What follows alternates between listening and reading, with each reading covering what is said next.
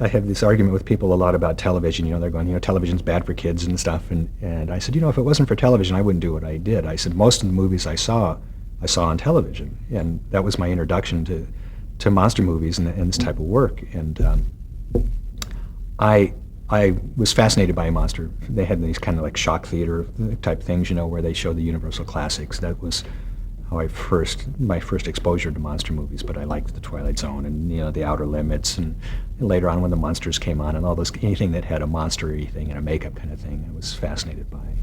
And every year when The Wizard of Oz came on, I always try to explain to my children, that we didn't have video recorders, and that movie would show once a year, and we'd have to And I used to love, they used to have a thing called the $1 Million Movie, where they showed the same movie every night of the week at the same time, and that way you could actually watch it more than once. So.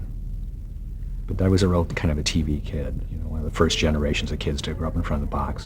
I always say Frankenstein, the original, the Karloff version, is the film more than anything that inspired me to do this.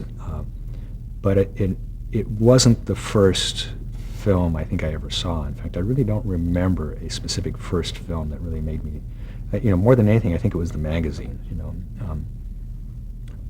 But a lot of the films that I'd watch weren't necessarily the classics, the Universal classic horror films, but it was more like the 50s B horror films that they'd show, like Caltique the Immortal Monster. I remember it was on $1 Million Movie a bunch of times, and just movies like that. But Frankenstein, I remember my dad always telling me that Frankenstein's monster was, scared him to death when he was a kid, and it was something that it's, an American icon. Everybody knows what that makeup looks like, and I knew what it looked like before I ever saw the film, and it wasn't on TV that frequently. And I do remember the first time that I saw that it was going to be on, it was very late at night, and I asked my dad if I could stay up and watch it, and he let me watch part of it.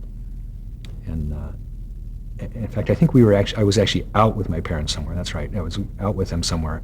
Came home. Frankenstein was on. They let me stay up and watch a little bit. And it was when the Dr. Waldman character, it was going to dissect the monster after they decided he was, they knocked him out. And he was on the table, and the monster chokes him, and he escapes. And I remember sitting there seeing that and just thinking, this is really cool.